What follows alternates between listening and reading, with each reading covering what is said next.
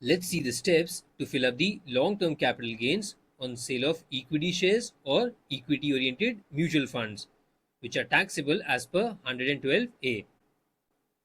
In case you want to check whether the mutual fund you sold during the year is an equity-oriented mutual fund or not, one quick way to find out is by looking at the transaction summary. In case, while selling the mutual fund, a securities transaction tax has been charged, then in such a case, that mutual fund is an equity oriented mutual fund. As because STT, that is the security transaction tax, is charged only on equity oriented mutual funds.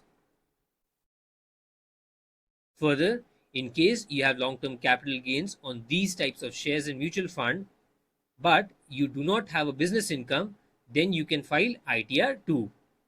However, if you also have a business income along with these types of capital gains, you should file ITR 3. Now, in this video, we'll be discussing the mutual funds or equity shares that are purchased after the 31st of January 2018.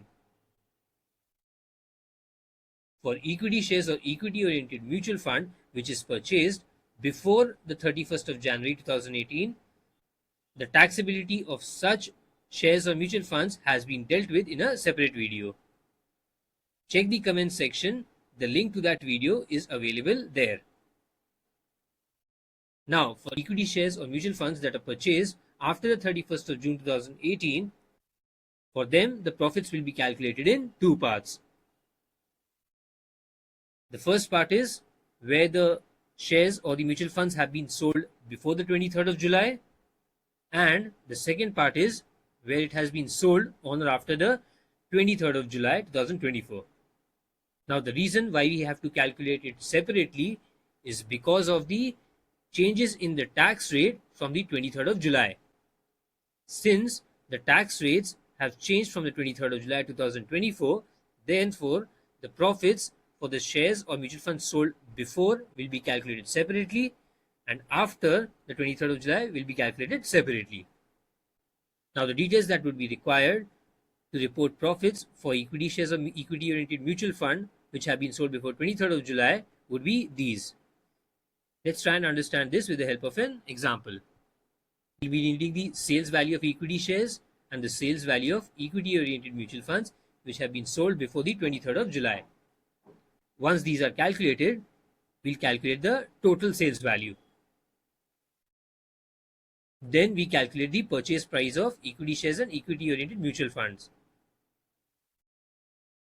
Again, we sum it up.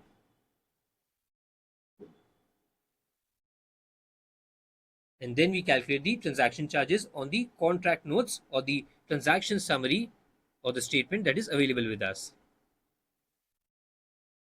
The same thing has to be done for the equity shares or the equity oriented mutual fund that has been sold on or after the 23rd of July 2024. The same details would be required.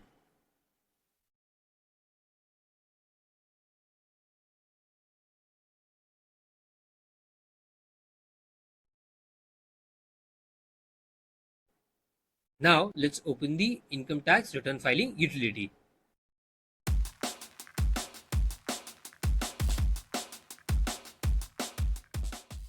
Once you pre-fill the data, you arrive at this page.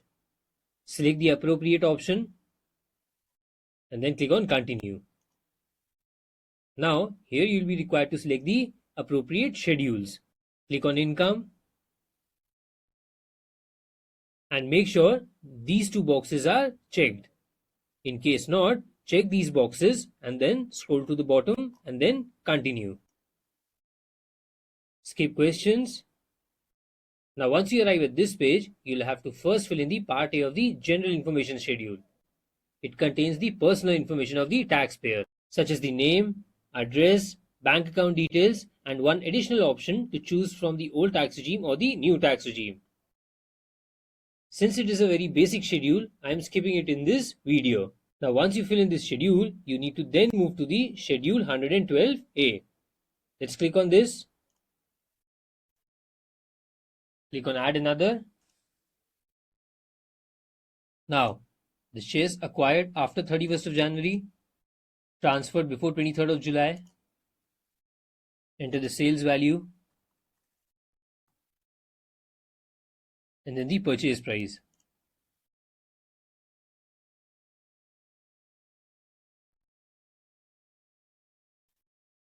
And then the transaction cost. Click on save, and then click on add another. Now let's fill in the details for the equity shares or equity oriented mutual funds that have been sold on or after the 23rd of July 2024.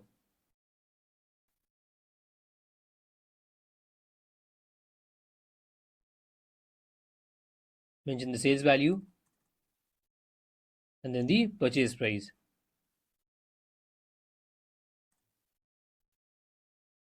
And then the transaction cost.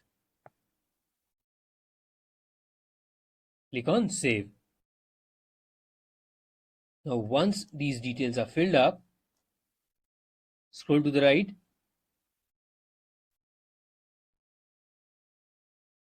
make note of this figure somewhere, and then now once you click on confirm, we then need to move to the schedule of capital gains. Now here you again see this figure, 2,99,100. This has been auto-populated from the schedule 112A.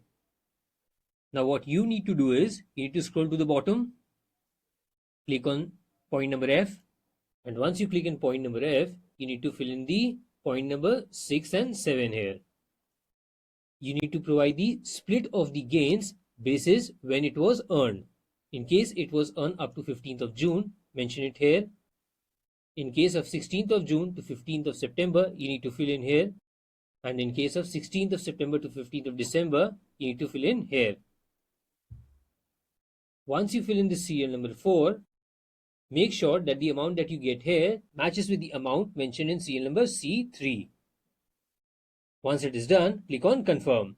So this is how you fill in the long-term capital gains on equity shares and equity-oriented mutual funds that are taxable as per 112A that were purchased after the 31st of January 2018. For the equity shares and equity-oriented mutual funds that were purchased on or before the 31st of January 2018, we have created a separate video. Refer the link to that video in the comment section.